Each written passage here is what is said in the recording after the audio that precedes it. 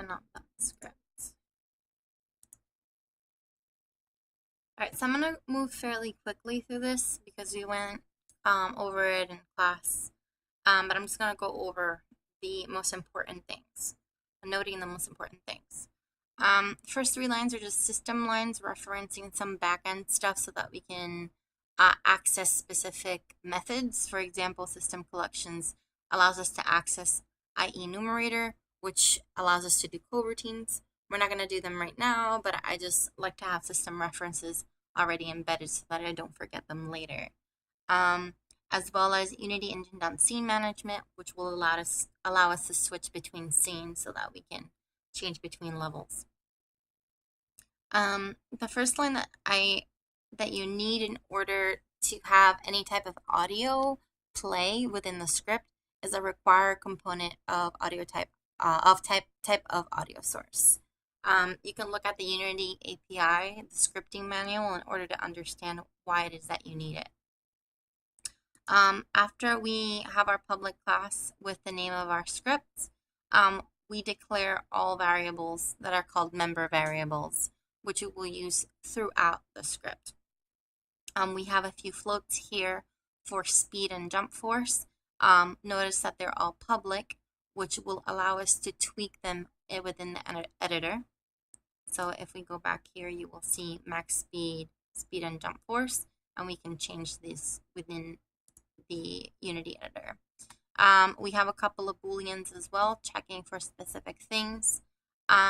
You won't need these booleans just yet, but might as well declare them. Grounding is really the one that we need right now in order to check if the player is on a surface, on a platform or not. And then we have two private variables, which we need in order to access to change the physics of the character using the rigid body 2D, and then the animator so that we can change those animation clips depending on input. And then we have an audio clip which will be for a jumping sound. You will need to download some type of jumping audio file in order to put this in there. Put the sound where that variable is in editor. And then we have our audio source, which we declared as audio, and this will allow us to be able to play the audio clip. Okay, so we initialize with a void start. We add these three lines here for the rigid body, which we declared above, which is a reference to rigid body 2D. We're going to ask Unity to grab the component of rigid body within the game object that we place the script in.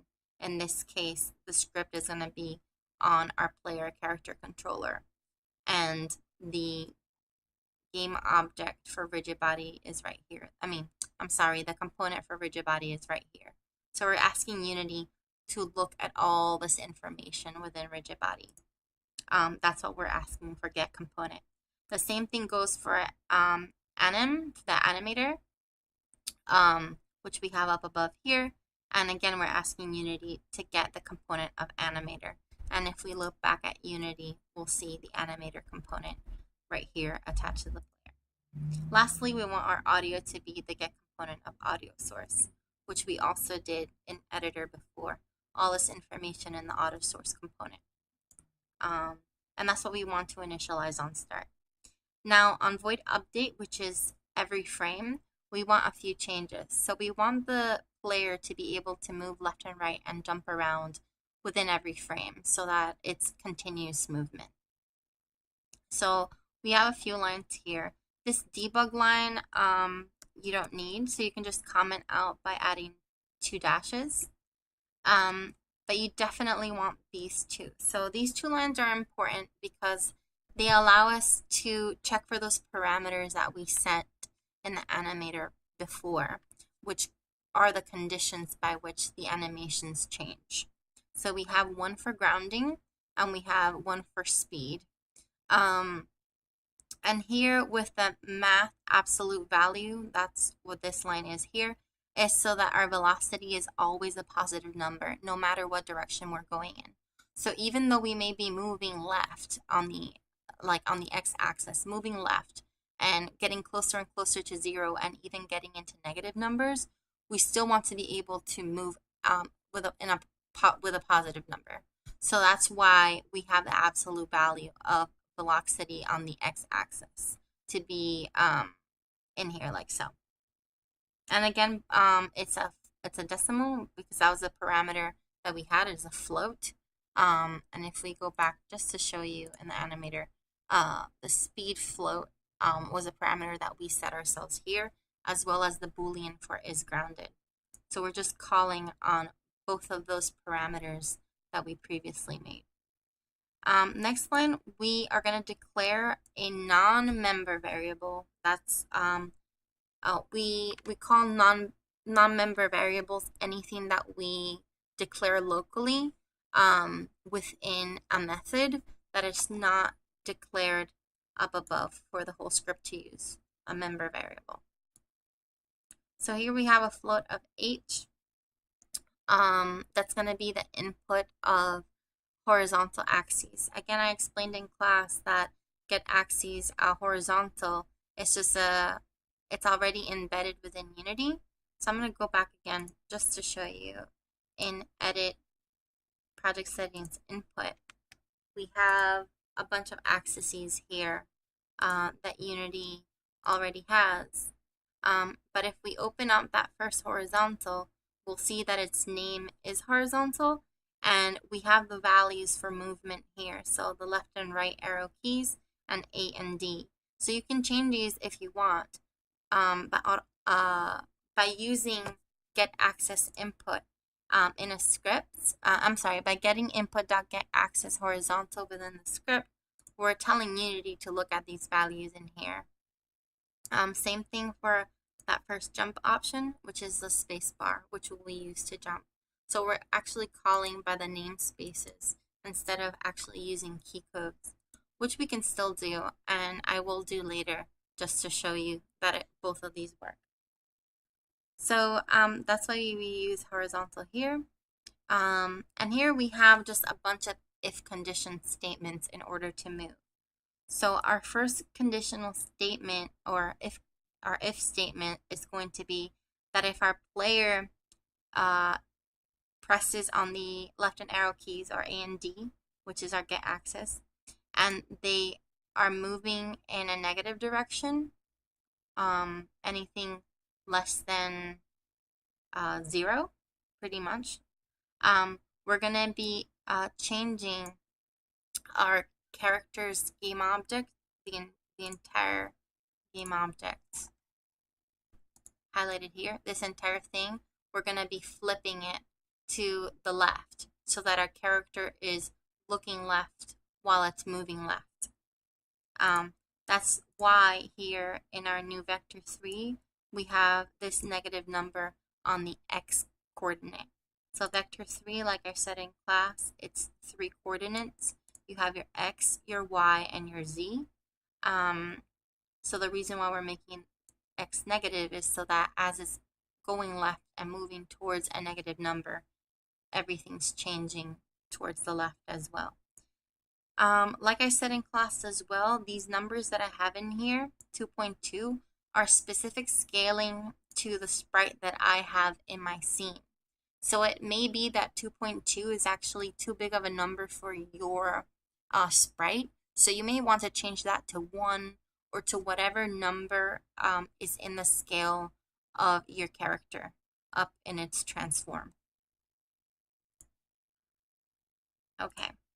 And then we close off that entire if condition. The next if condition right here is going to be adding force to our character when it's on a surface, on a platform. And it's going to allow it to move it left and right. So in our vector 2, which is the coordinate of x and y, towards the right direction always, we're going to be adding, multiplying by speed, and we're going to be multiplying by h, which is our input of moving left and right. The following if conditional is going to be flipping the game object towards the right when it's moving right. So when it is on the x-axis and it's greater than 0. So up here we had an if condition moving towards the left, um, towards negative numbers, and here we have an if condition moving on the right towards positive numbers. And again, this 2.2 is scaling for the character, so make sure that you're using the proper scaling for you. And again, instead of having an x that is a negative number or a negative float, like we did for our first conditional, our x this time is going to be a positive number because we're moving towards the right and away from 0. The following if conditional is going to be our jump. So instead of using input.getAccess like we did above, which we still could use, we could say input.getAccess in quotations or a string of jump. We could do that here, but I wanted to show you a different way. So in this case, we're using input.getKeyDown and keycode space. So we're telling Unity to look for when somebody's holding down the space bar. So if we're holding down the space bar and we are on a surface, we are going to be allowed to jump. So this line is going to add force vertically, which is why we have vector 2 up. And then we're going to multiply that by a jump force number, which we set up above. And then obviously when we press space and we do jump, we want that jumping sound effect to play. And that is the command for playing an audio clip just once. Audio.play one shot. And inside the parameters here, we have the name of our audio clip and then the volume by which we want that clip to play. I always have it at 1, and you can always tweak it in the editor. And here, this is an if else statement, very simple right now. What this means is that if we are not grounded, we're gonna decrease the speed a little bit.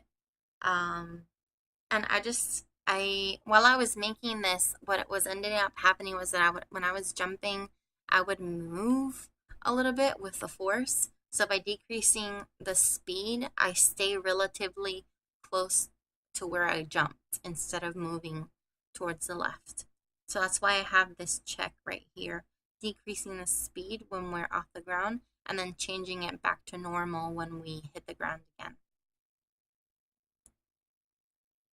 All right, so all those if conditionals will close our update method. So again, all this stuff is going to be happening every frame. Now, in the void fix update is some stuff that we don't want to happen every frame. We want it to happen every fixed frame, which is by a specific time interval that Unity has embedded in it. If you want to look up the difference between update and fixed update is, I encourage you to do so. The Unity website actually has several videos talking about some of these things that I really recommend. But what we want to do every certain amount of time is to check for the velocity so that we are clipping it or capping it so that we don't go off into infinity when we are walking when we are walking. So these again are non-member variables that I set within this method specifically.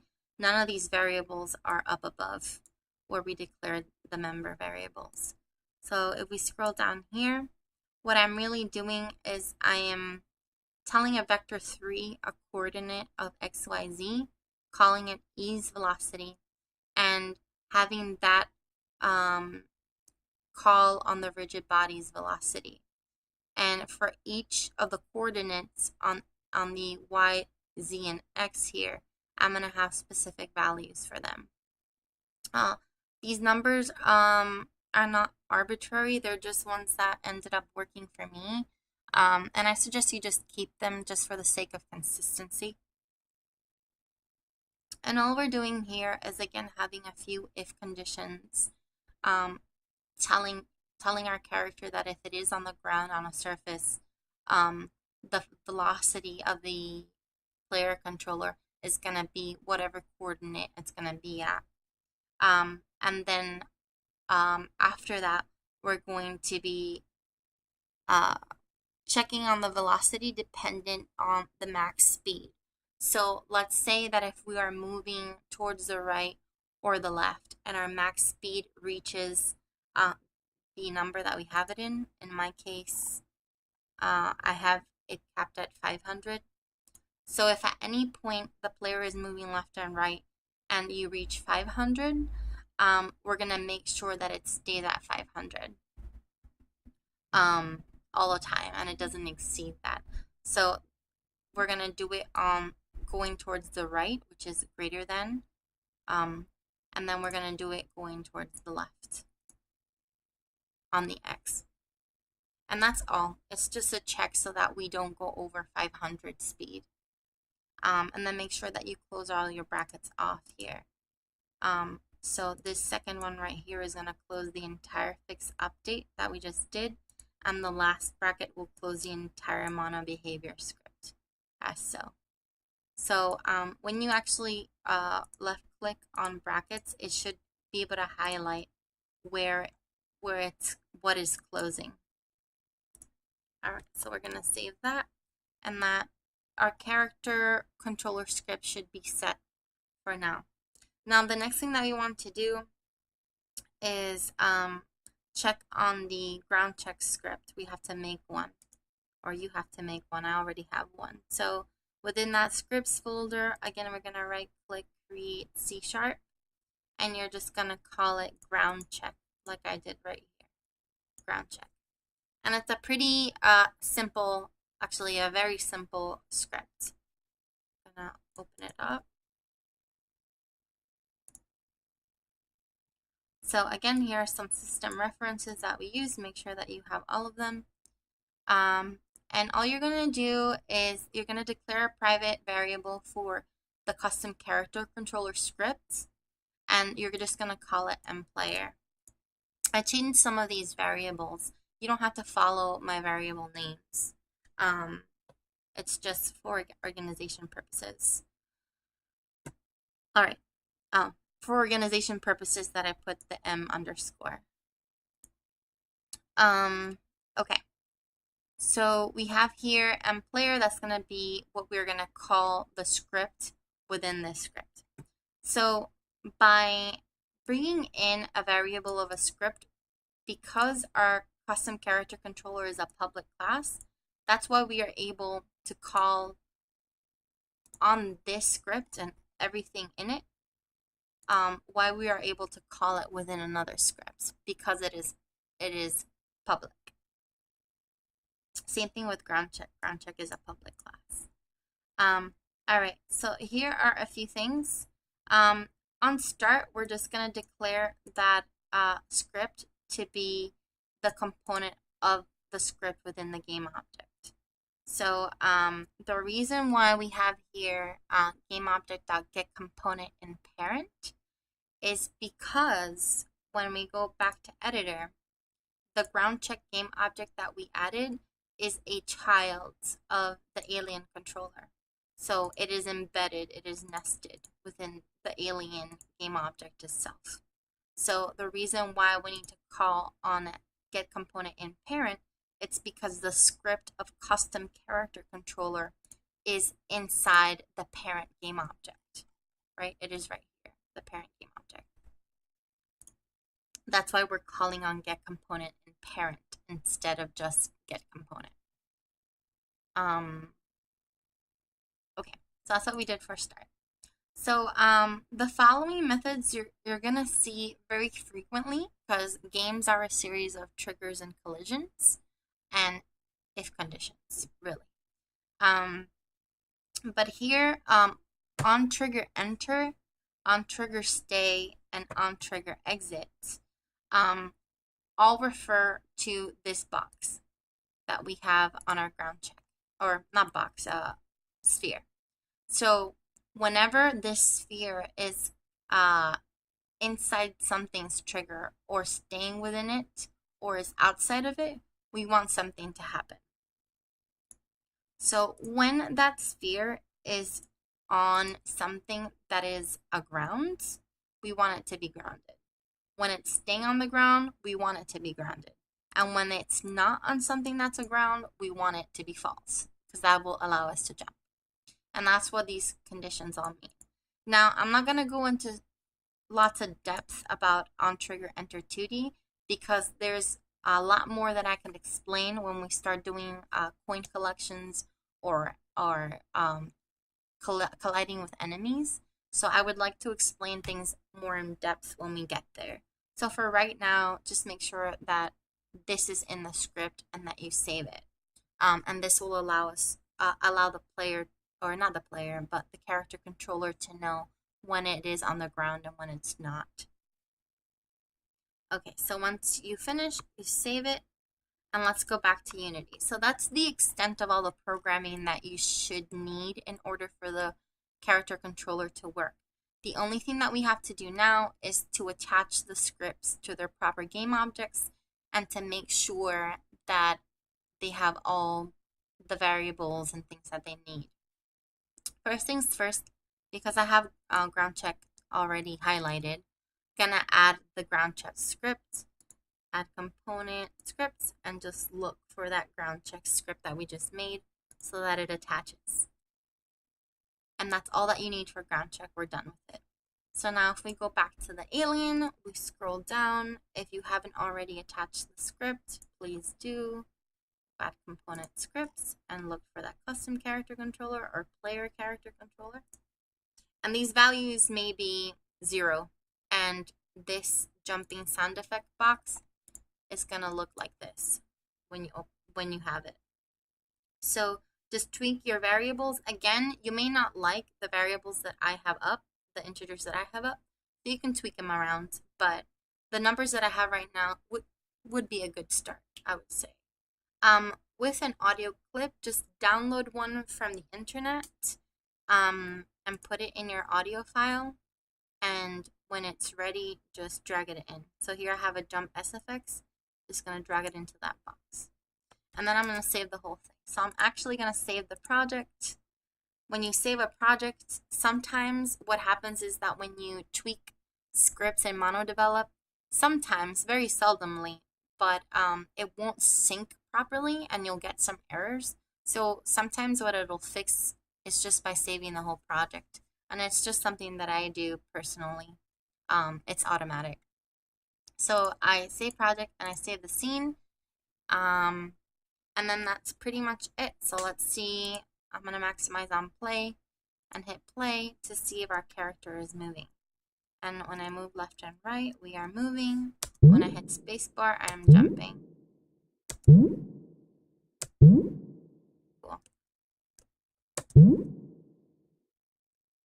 Okay, so don't worry, I have a camera follow script on my character. So when you build your level, you won't have that.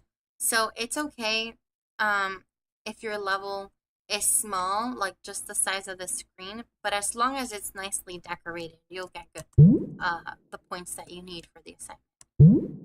Okay? All right, lastly, what I want to go over is how to make a build. So in File, Build Settings, you have this box that says Scenes in Builds. And you want to make sure that the scene that you're currently on, so I'm on controller test, that it's added within that box. If you don't see the name of the scene that you have on here, you just click on Add Open Scenes and it'll create a checkbox for you. Now, I really would like everyone to have a Windows build, even if you have a Mac. So when you have a platform select here and it's highlighted, you have your target platform drop-down menu, and you can choose between the two. Choose Windows and then make a build. I always save everything in my desktop when it comes to builds, so I'm just going to title it Demo and save it. So this is what I had mentioned in the announcements the other day about making builds, is that when it is finished, let's actually open it up from the desktop and not from the folder. What it ends up doing is creating two types of files. So you have an executable file, .exe, and then you have a data folder. So in order to submit for homework assignments, you'll want to create a new folder. So I don't know, we'll call it prototype 1. And just put like your last name on there so it's organized. And you're going to bring in those two files within that folder. And then you're going to zip it. And that'll be the file that you will upload to Blackboard as your homework assignment. But in order to see what's in here, the data folder has all the information that the file needs in order to play the scene or the level or the game that you made.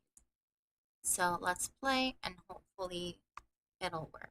So that's exactly what you should see. And because we don't have any kill zones or anything, I will just have to restart, which that is completely fine. As long as your character controller works and you have a nice design scene, that's really all I'm looking for within the first homework assignment. Okay, and that's it.